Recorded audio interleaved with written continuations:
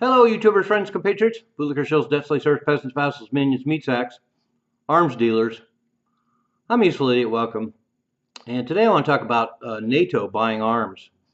And of course, this is really relevant right now because the EU is now talking about basically going into debt to rearm their nations for this perceived threat from Russia. And of course, a lot of that is arms that they ship to Ukraine, but they want to expand their military capacities in the Eurozone.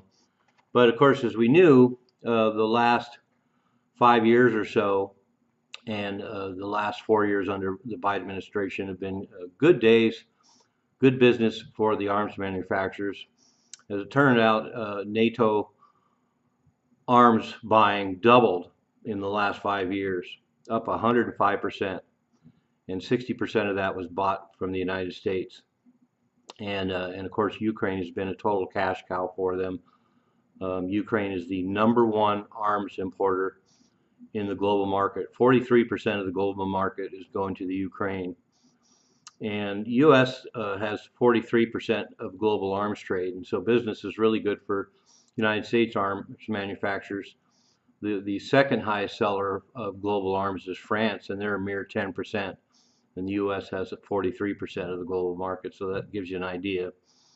And between 20 and 2024, the last 4 years, Europe has bought 35% U.S. arms, and then of course their own arms manufacturers, and 33% of arms are going to the Middle East as well.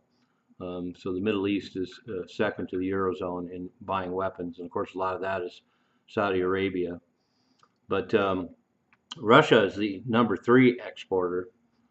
So the U.S. is #1, France is #2, and Russia is #3. And they've seen a 69% decline in the sales of their arms the last 4 years. So Russian arms manufacturers are really hurting right now. So this gives us a pretty good glimpse of what's going on in the arms industry the last 4 years. And it's been a total cash cow for everybody except for Russia. And then, of course, the U.S. is providing a lot of arms to Israel as well, but Israel exports a lot of arms as well.